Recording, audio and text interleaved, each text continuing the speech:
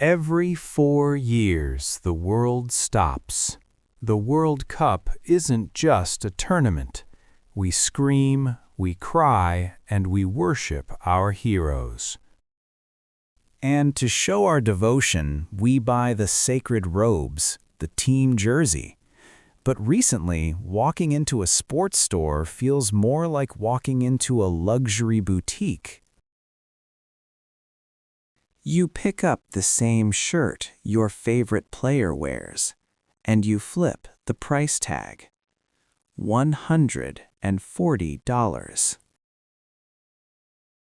Let that sink in. For a single short-sleeved shirt, this isn't cashmere, silk, or fine Italian leather. It is 100% polyester. Essentially, it is the same plastic material used to make water bottles. Just 2 decades ago, a replica shirt cost around $60. Today, the price has more than doubled, far outpacing inflation. Fans complain, calling it daylight robbery, yet we still tap our cards and buy it. We tell ourselves it's inflation or the technology is better. But is it really? Does it actually cost a fortune to produce this thin piece of plastic? The short answer is no. In fact, more than 90% of what you pay has absolutely nothing to do with the shirt itself. Today, we are going to deconstruct the polyester markup. This isn't just about inflation. It is about how global sports giants have turned your passion into the most profitable and arguably exploitative business model on Earth. To understand the true value of your jersey, we need to leave the shiny flagship stores of London or New York and travel to the industrial zones of Southeast Asia. This is where the magic, or rather the manufacturing, happens. Let's reverse engineer the manufacturing cost of a $140 authentic jersey. First, the fabric. Brands market them with fancy names like Dri-FIT or Heat RDY. But in bulk, this high-tech polyester costs about $1 to $2 per shirt. Add in labor, thread, badges, packaging, and shipping duties to get it to a Western port. The grand total? The average factory cost of a premium jersey rarely exceeds $10 to $12. For the standard replica versions, it can be as low as $5. So, where does the other $130 go? The biggest chunk, about 30 to 40%, goes to the retailer. That covers store rent, staff wages, and their profit margin. Then, depending on where you live, the government takes a slice in VAT or sales tax. But even after all that, the profit margin for brands like Nike, Adidas, or Puma is staggering. They're marking up a $5 piece of cloth by nearly 3,000% before it reaches you. A t-shirt becomes gold dust the moment a logo is stitched onto it. This is the $5 reality that the industry doesn't want you to think about while you're swiping your credit card. We established that the shirt itself is cheap. So are Nike and Adidas just greedy villains? Well, if you look at their ledgers, you will see a massive expense column labeled marketing and licensing. You are not paying for the cloth. You are paying for the 2 logos printed on it. On the right chest, the manufacturer's logo. On the left, the team crest. To earn the right to put their logo next to your team's badge, brands pay astronomical sums. Take one recent news story, for example. The German national team ending a 70-year partnership with Adidas to sign with Nike. The reported deal? 100 million euros per year.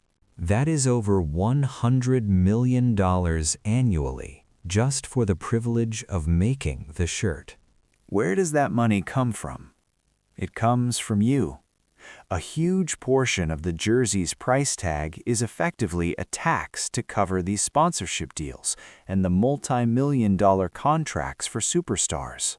In economics, this is called the brand tax. As a functional piece of gym wear, that shirt is worth maybe $20. But inject it with the authority of Manchester United or the national team, and it becomes a status symbol. Brands know exactly how to monetize that authority. You aren't buying a shirt, you are paying off their marketing debts. When you get to the store, shocked by the $140 price tag, the brands offer you a generous alternative. They present two tiers, the authentic version for $140 and the replica version for $90. They tell you the authentic one is exactly what the players wear. It has cooling technology, it's lighter, and the badges are heat-pressed to reduce weight. The replica, it's for the fans, standard fit, embroidered badges.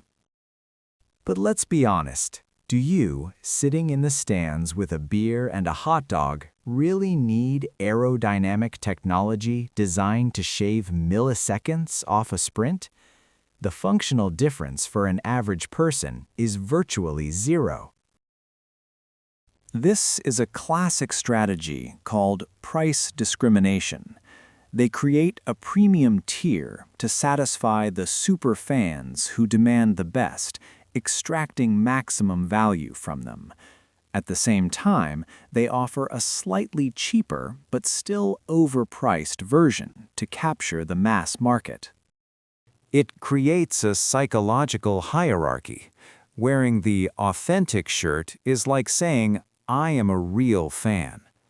Ultimately, the $50 difference isn't about fabric quality. They are selling you the illusion of being part of the squad. Between the seams of your expensive jersey lies an uncomfortable truth. We know the manufacturing cost is low, but how much of that actually goes to the human being who made it?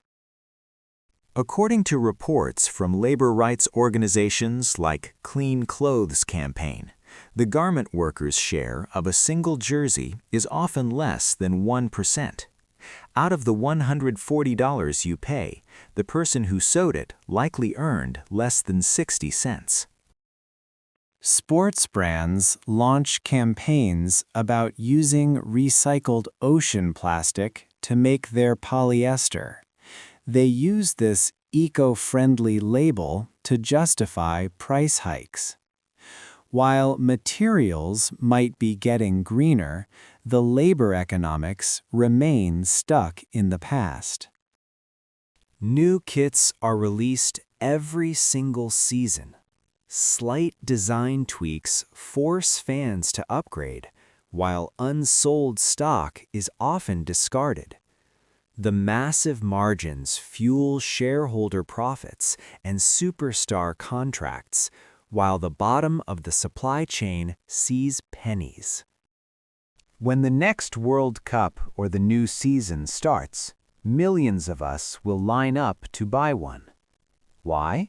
Because a jersey is never just a shirt. It is a membership card. It is the uniform of your identity. Sports brands understand this better than anyone. They are not just selling clothes. They know they can charge $140 because they are holding your passion hostage. They know you will pay it because the alternative, not wearing your team's colors, feels like betrayal. In the end, that price tag isn't for the polyester. It is the entrance fee to a collective dream. Whether that dream is worth $140, well, that is up to you to decide. But at least now, you know exactly what you are paying for.